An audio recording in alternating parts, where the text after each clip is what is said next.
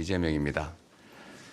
대한민국의 명운을 가를 21대 대선이 어느덧 9일 앞으로 다가왔습니다. 공식 선거 운동 전 과거 대선 후보가 가지 않던 지역부터 경청 투어를 시작했습니다. 전국 방방 곳곳을 다니며 정말로 많은 국민 여러분을 만나 뵈었습니다. 광장을 물들인 아름다운 오색 빛깔 응원봉처럼 다양한 목소리들이 있었습니다.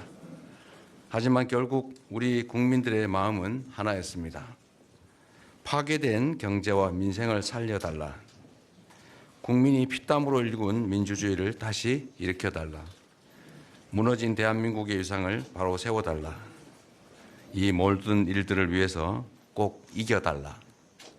간절한 외침들이었습니다. 무거운 책임감에 어깨가 진둘리고 연이은 강행군으로 몸은 피곤했지만 국민 한 분 한 분의 뜨거운 눈빛과 결연한 표정이 저에게 큰 다짐과 의지를 북돋아 주고 계십니다. 시장과 거리에서 만날 때마다 전해지던 그 손끝의 간절함으로 저는 확신합니다. 위대한 우리 국민들께서 끝내 승리하실 것입니다. 존경하는 국민 여러분, 이번 대선은 단순한 정권 교체가 아닙니다. 민주공화국 대한민국을 바로 세우는 선거입니다. IMF 위기에 버금가는 국난을 극복할 수 있느냐를 결정하는 선거입니다. 분열과 갈등의 시대를 끝내고 통합의 시대를 여는 전환점입니다. 민주당이냐 국민의힘이냐 문제가 아닙니다.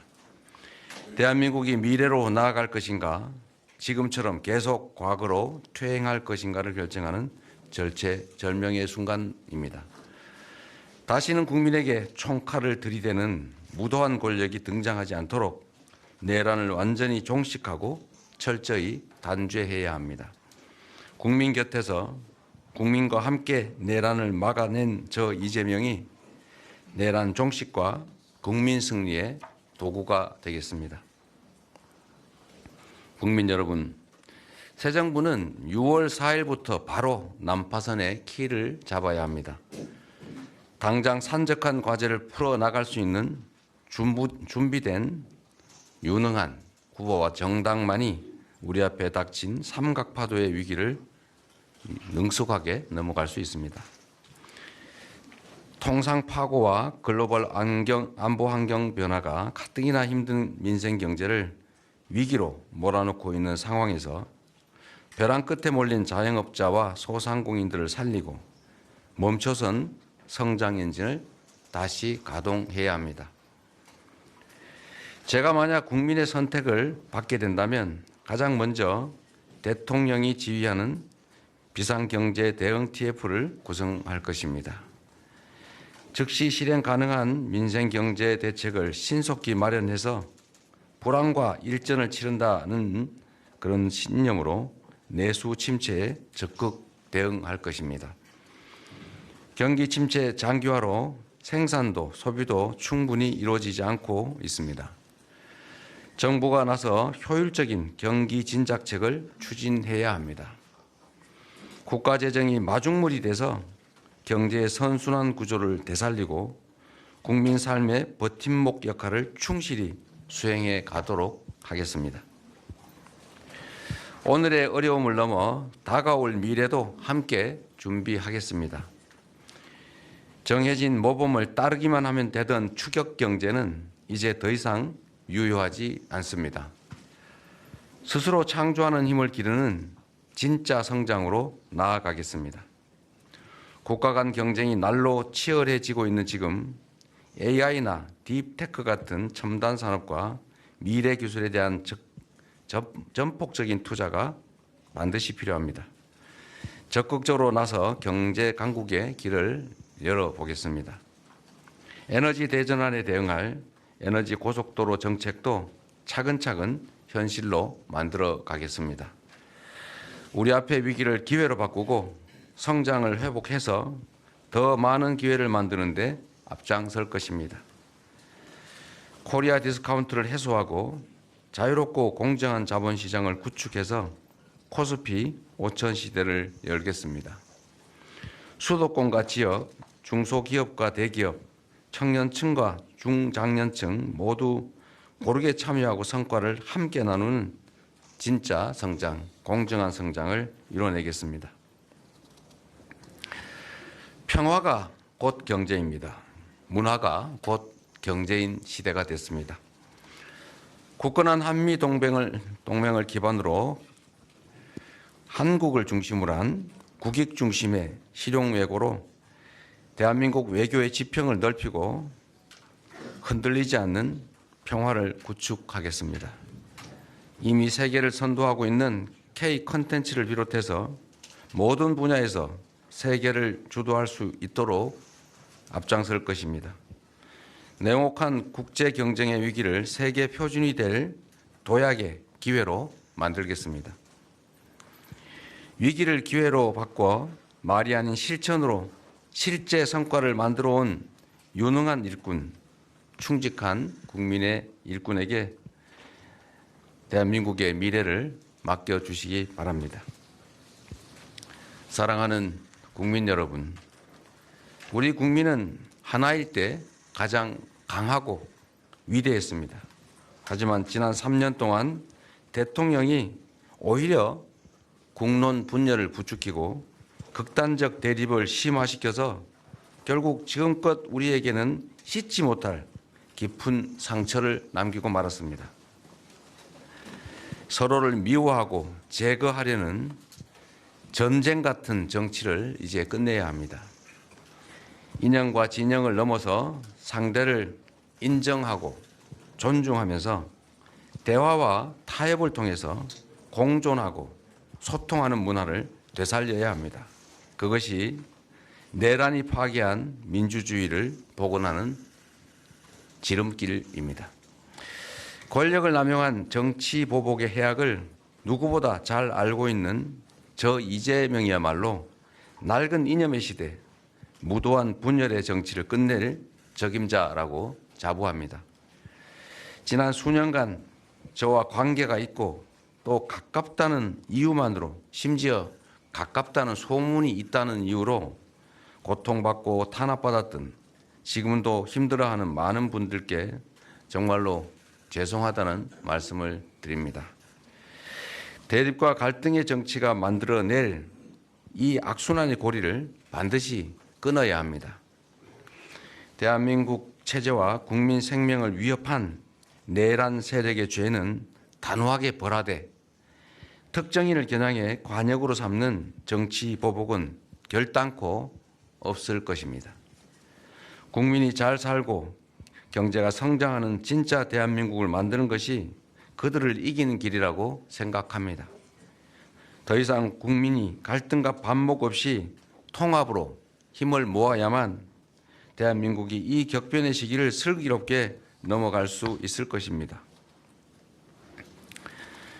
비상계엄 국회 통제 강화, 대통령 거부권 제한, 국무총리 국회 추천제, 경찰, 검찰, 방송, 통신위원 등에 대해서 국회 임명 동의 절차를 개헌 그리고 법령 개정을 통해서 마련해 가겠습니다. 견제와 균형의 원리가 제대로 작동할 때 민주주의는 더욱 굳건해질 것입니다. 그렇게 국민이 주인되는 국민 주권 정부, 작은 차이를 넘어 위대한 대한민국으로 나아갈 국민 통합 정부를 꾸리겠습니다. 경제를 살릴 수 있다면, 국민을 위한 일이라면 이념과 진영이 뭐가 중요하겠습니까? 출처를 가리지 않고 저작권자가 누군지를 따지지 않고 유용하고 필요한 정책이라면 가리지 않고 쓰겠습니다. 이재명 정부의 유일한 인사 기준은 능력과 그리고 청렴함, 충직함이 될 것입니다. 주요 공직자 국민 추천제를 활성화해서 국민이 추천한 인재가 국민을 위해 봉사하도록 하겠습니다. 상호 존중과 신뢰에 기반한 협치 시스템을 구축하고 공통 공약 중에서 시급한 민생 과제부터 실천하겠습니다. 주권자인 국민과의 소통 노력도 게을리하지 않겠습니다. 국민 주권이 일상적으로 실천되고 주권 의지가 제대로 반영될 수 있도록 국민 참여 디지털 플랫폼을 구축할 것입니다. 갈등이 첨예한 현안에 대해서는 의제별 공론화위원회를 구성해 사회적 대타협을 통한 문제 해결의 사례를 실제적으로 만들어 가겠습니다. 늘 드리던 말씀이지만 대통령의 1시간은 5,200만 시간의 가치가 있습니다. 한 명의 공직자가 만들 수 있는 희망의 크기가 얼마나 클지는 지난 역사에서 증명됐습니다. 이번 대선의 주인공은 저 이재명이 아니라 주권자 여러분인 바로 국민들입니다. 정치는 정치인이 하는 것처럼 보여도 결국 국민, 바로 여러분이 하는 것이기 때문입니다. 이재명이든 김문수든 다 국민이 쓰는 도구 대리인일 뿐입니다. 변화를 바라신다면, 꿈과 희망이 넘치는 제대로 된 나라를 원하신다면 반드시 투표해 주십시오.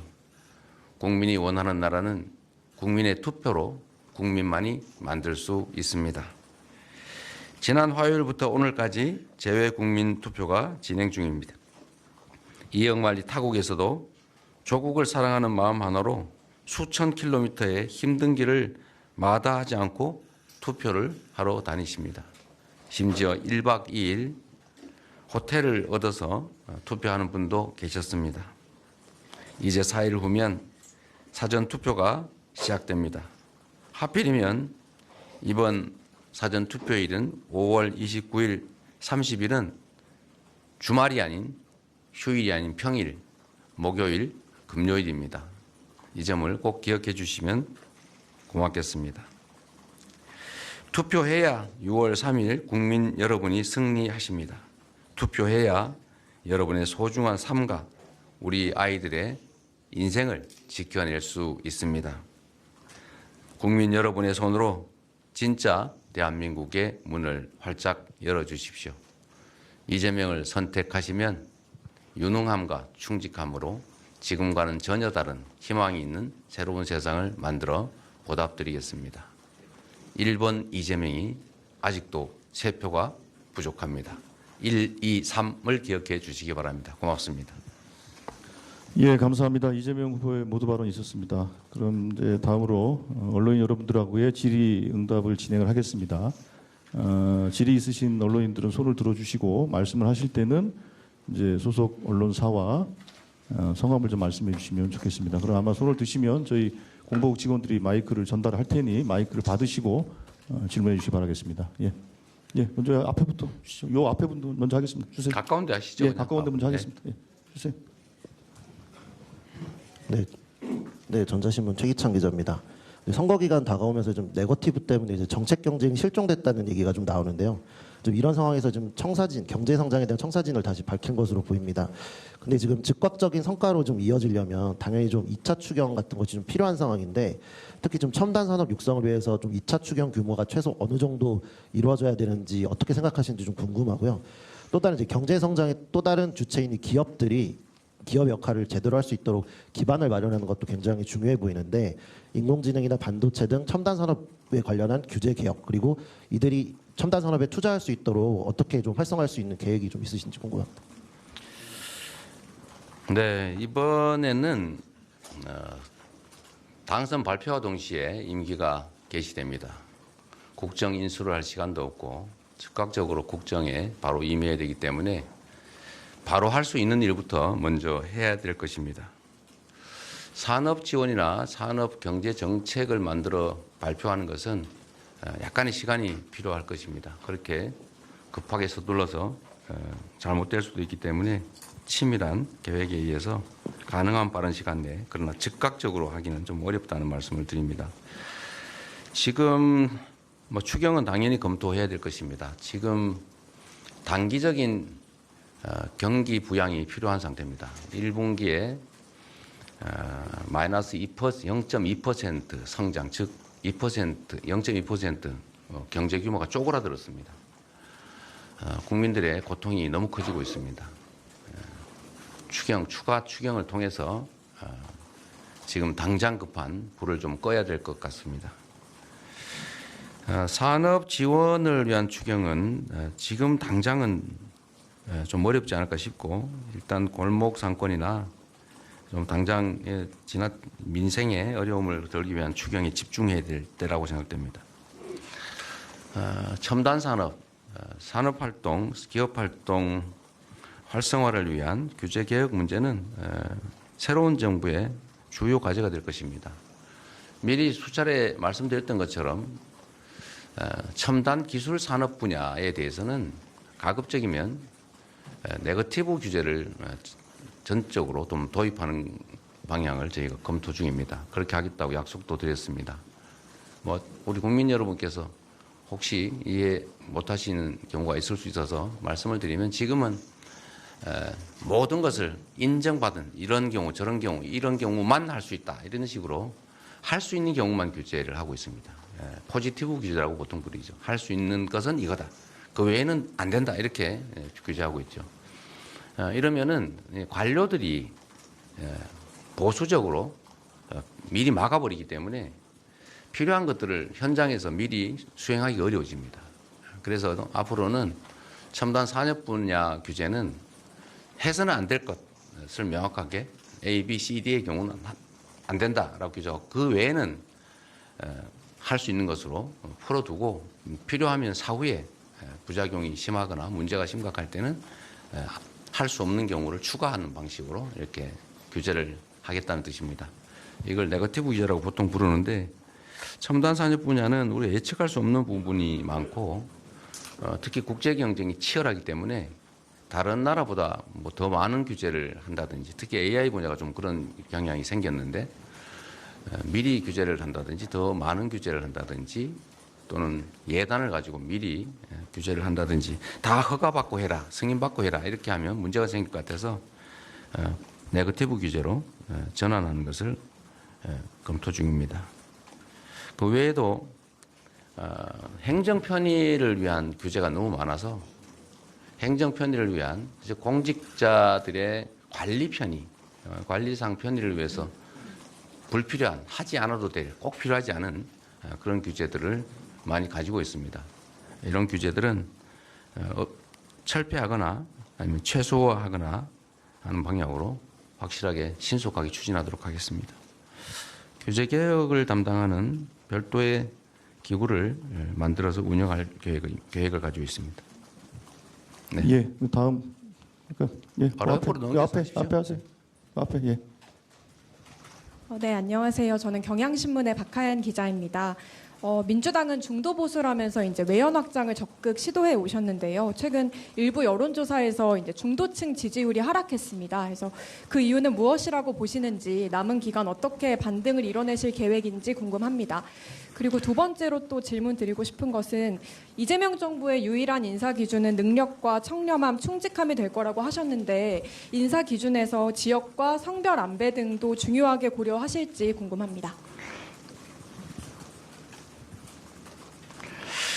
네, 지금 여론의 흐름이 일종의 진폭이 있다라는 점은 선거 때 되면 언제나 있는 일이죠. 그러나 저는 우리 국민들께서 내란 세력 또는 내란 옹호 세력을 다시 선택하지는 않을 것으로 확신합니다. 대한민국이 최고 규범인 헌정 질서를 파괴하고 국민에게 총구를 들이댄 그 내란 세력, 또 내란 수계와 단절하겠냐는 질문에 답을 하지 못하는, 극우 세력과 단절하겠냐는 질문에도 답을 못하는 그런 후보를 선택해서 다시 이 나라를 혼란 속으로, 불안정 속으로 밀어넣지는 않을 것이다. 헌정 파괴 세력을 다시 선택하지는 않을 것이다 라는 기대를, 확신을 가지고 있습니다. 저희가 설명을 좀 더 잘 드려야 되겠죠. 중도 보수로의 외연 확장은 지금 멈췄느냐 이렇게 말씀하시는데, 그게 아마 제가 기본사회 정책을 발표를 하니까 그럼 되돌아갔다고 또 일부에서 공세적으로 억지 주장을 하는 바람에 그런 것들이 약간씩의 영향을 미칠 수 있을 것 같습니다. 또는 중대재해법 또는 노동 현장을 중시하는 뭐 그런 입장들이 나가니까 다시 되돌아갔나 뭐 이런 생각을 하거나 또는 뭐 그렇다고 이제 억지 주장을 하는 그런 쪽들이 있어서 약간의 영향이 있어 보입니다. 제가 분명히 말씀드리는 것은 우리 현 시대의 대한민국의 핵심 과제는 먹고 사는 문제를 해결하는 것입니다. 그리고 파괴된 헌정 질서를 회복하는 것입니다.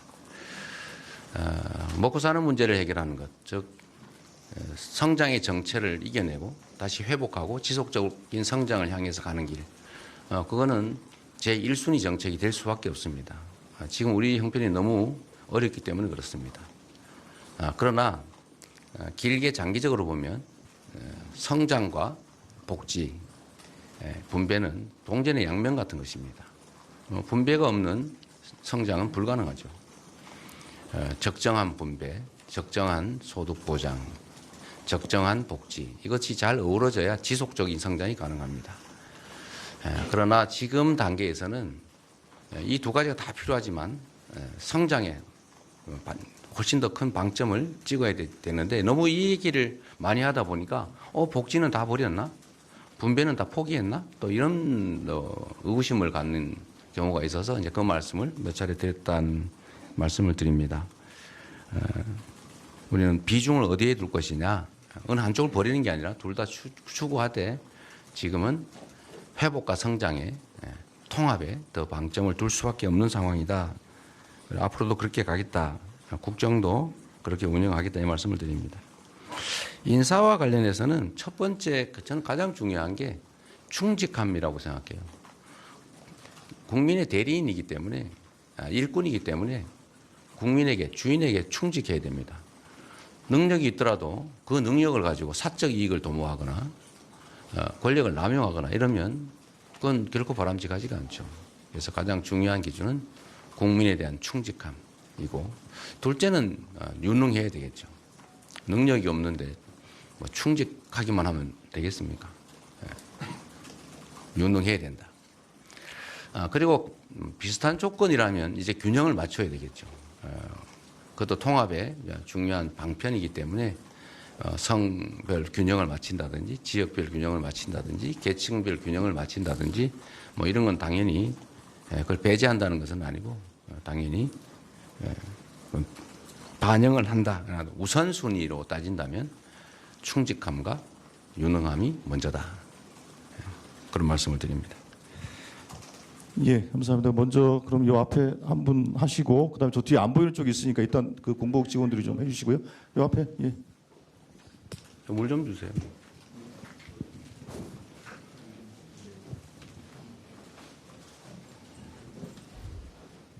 예, 질문하십시오. 네, 말씀하십시오. 네, 안녕하세요. 국민일보 김판 기자입니다. 그 5월 18일 날 연임제 개헌을 발표를 하셨는데 그간에는 개헌 논의에는 선을 그어 오셨고 불과 그로부터 일주일 전인 선관위 10대 공약에도 포함은 안 돼 있었습니다. 일정을 고려한 발표로 이해는 하고 있는데 뭔가 기류가 급변했다거나 기술적인 느낌도 조금 들어서 이에 대해서 질문을 좀 드리겠습니다. 개헌 발표를 갑자기 하시게 된 배경이 조금 더 궁금하고 두 번째로는 3년 전에는 세계적인 추세라면서 중임제 개헌을 언급을 하셨는데 이번에는 연임제로 표현이 조금 달라졌습니다. 구체적 설명이 부족하다 보니까 국민의힘에서는 공세를 펼치고 있는데 이 차이에 대해서 후보님의 설명을 좀 듣고 싶습니다. 네. 그리고 마지막으로는 선대위에서는 그 재임중 대통령은 해당이 없다고 누차 강조를 하긴 했는데 후보님의 의견이 궁금해서 여쭤봅니다. 일부에서는 이미 군부 독재 시대는 지났고 재임중 대통령의 연임 여부도 주권자인 국민이 선택을 하면은 가능한 거 아니냐 하는 의견도 나오고 있는데 주권자의 의사를 워낙 강조를 하시다 보니까 이 부분에 대해서 후보님 어떻게 생각하시는지 궁금합니다. 되게 대한민국 정치의 실상을 보면 기본적으로 너무 많이 망가졌다는 생각이 듭니다. 이번 토론 과정도 보면 우리 국민들께서 느끼실 수 있는데 이게 정치란 기본적으로 입장이 다름을 전제를 하고 또 입장이 다른 상대를 존중하고 또 대화와 타협을 통해서 그 입장의 차이를 좁혀가는 것이죠. 그런데 지금은 보면 상대의 주장을 왜곡 조작을 해가지고 억지 소리를 하면서 공격을 해요. 그거는 정치가 아니죠. 그런 걸 우리는 대화가 아니고 시비 건다고 합니다. 싸우는 거죠. 이건 어린아이들이나 하는 행태다, 이 말씀을 좀 드립니다.